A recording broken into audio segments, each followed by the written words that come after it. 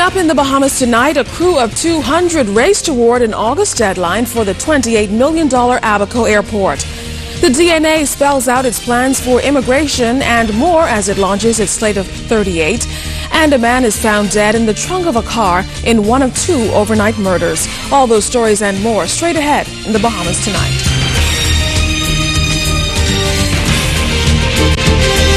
Covering the islands of the Bahamas, ZNS Network presents The Bahamas Tonight.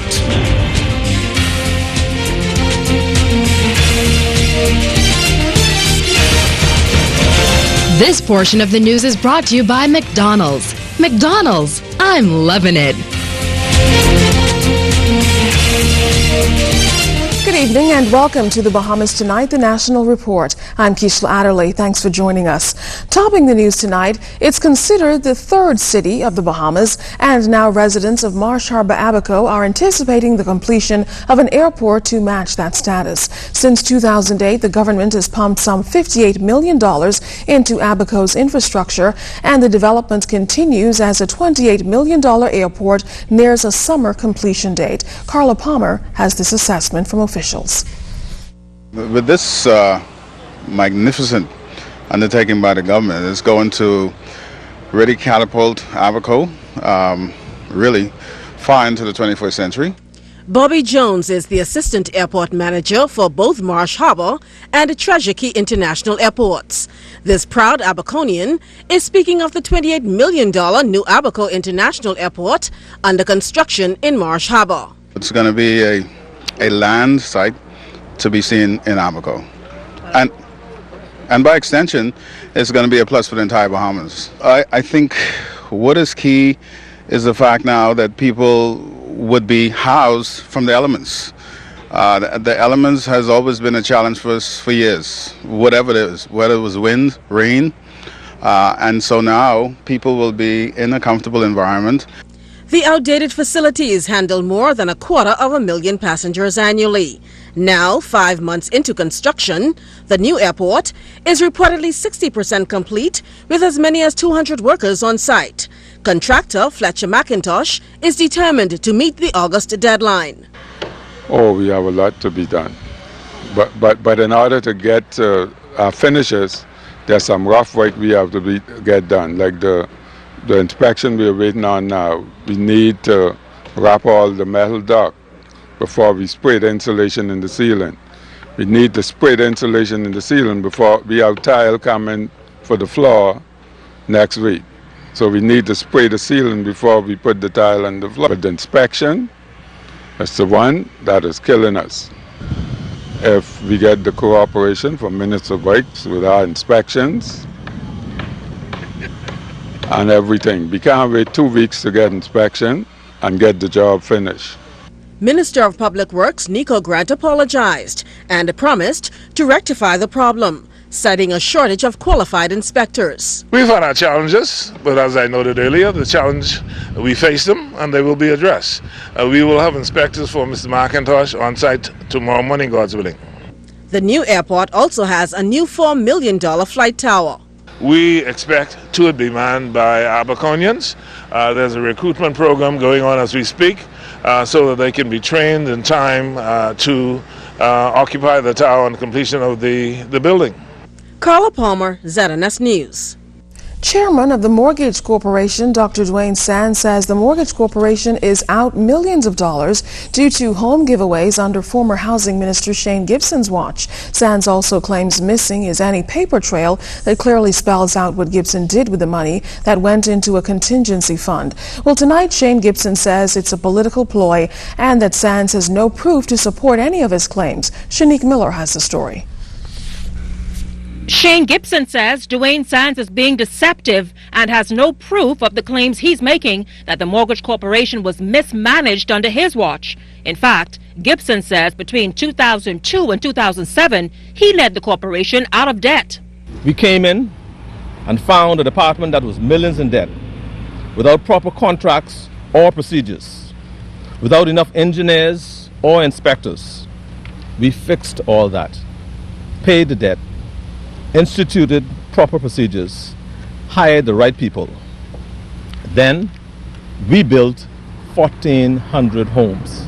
Dr. Sands admits that the corporation was in debt in 2002 to the tune of $50 million, but he claims that level more than doubled when Gibson served as housing minister. When the Honorable Shane Gibson came in, the sinking fund debt was at $50 million. And over the course of his tenure, it was increased to almost $108 million. That is the record. That record is easy to verify and has been audited.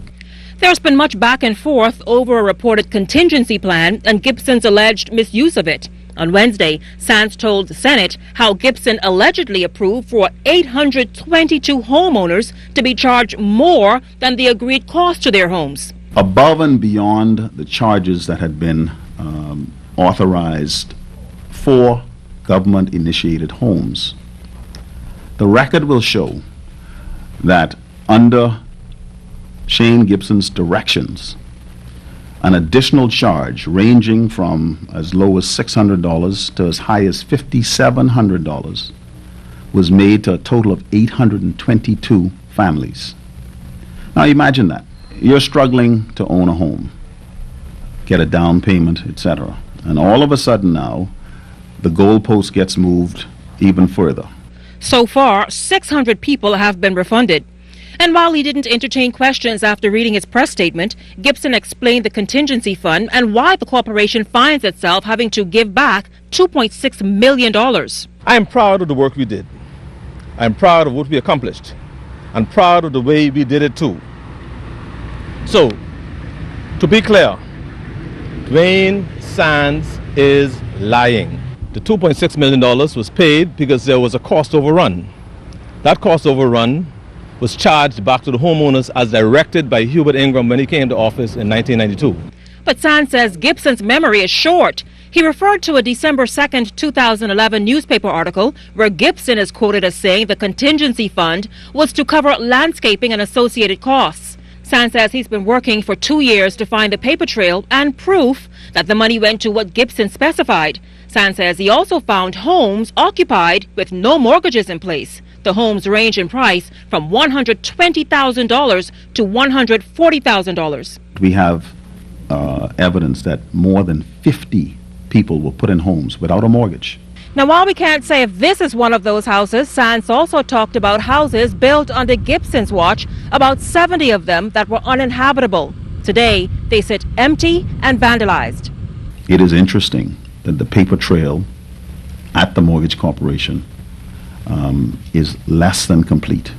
They're counting on cooked-up charges to distract voters. He totally, utterly, and completely mismanaged those corporations that he had responsibility for.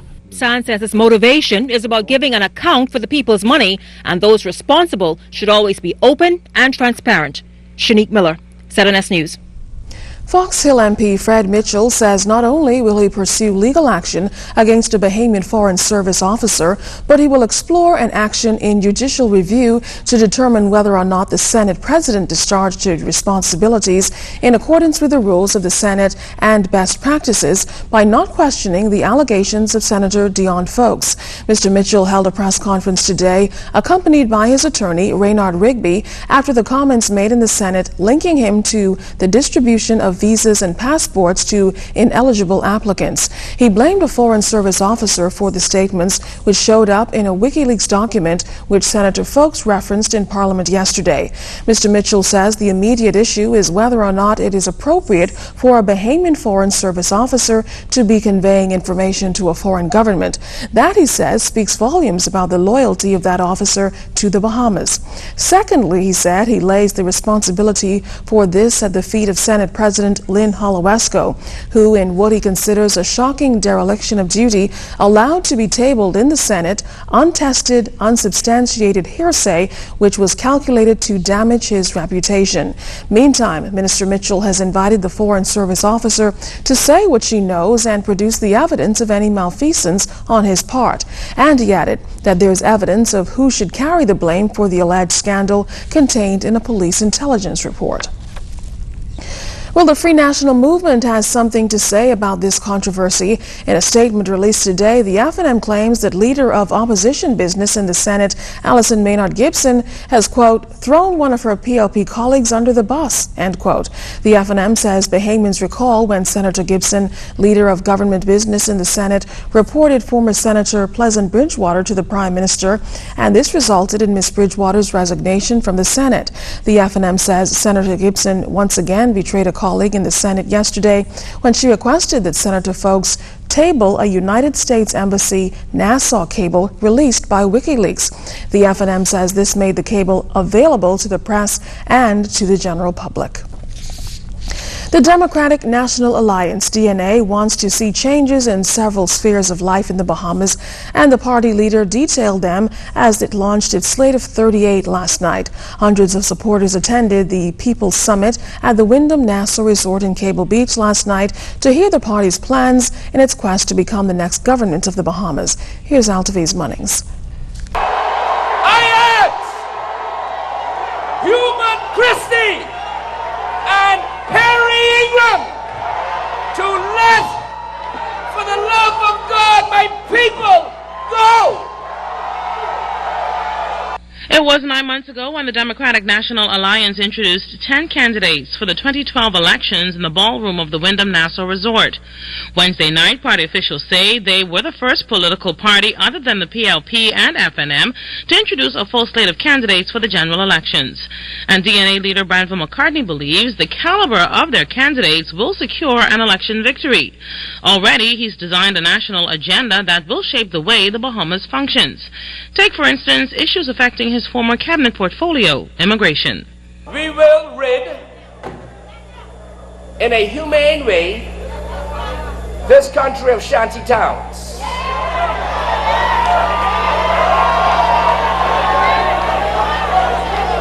The DNA will put to the Bahamian people, by way of referendum, whether persons coming to this Bahamas illegally after 2012 can apply for citizenship for themselves or their children who are born after 2012. Creating more opportunities for small and medium-sized businesses, enabling Bahamians to access Crown land, generate $500 million from food export, developing a successful educational system, reduce traffic congestion in New Providence by 20%, and creating wealth for Bahamians through land ownership are also on the DNA's national agenda.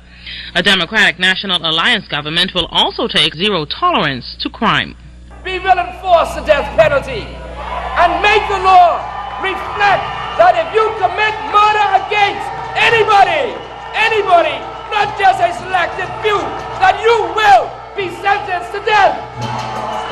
The Family Islands won't be left out, though. A Democratic National Alliance government, according to McCartney, will construct a marine school in Andros and flagship schools in film and technology in Grand Bahama. With the aim of encouraging and making it attractive for Family Island residents to remain on their respective islands to assist with their islands' development. It will, at the same time, make it feasible for other Family Island residents who have moved to New Providence in search of job opportunities to return to their native islands. McCartney implored supporters and Bahamians everywhere to have faith in the Democratic National Alliance in order for them to become the next government of the Bahamas. Altaviz Munnings, ZNS News. Well, also during last night's People's Summit, the Democratic National Alliance officially introduced its newly elected deputy leader, candidate for Nassau Village entrepreneur Chris Mortimer. Mortimer was elected this past Monday at a closed meeting at the DNA's Prince Charles Drive headquarters. Excited to spread the message of change, Mortimer encouraged supporters and Bahamians to place their faith in the DNA. The Bahamas that I know is a place where hard work and dedication are rewarded with opportunity. People, not things, are valued as our greatest resource. In the Bahamas that I know, people stand against adversities and rise to the occasion amidst challenges. In this Bahamas, we know is a place where you, the Bahamian people, are second to no one and can achieve anything. Still to come in the Bahamas tonight, what police know so far about 2 overnight murders. The story is still to come.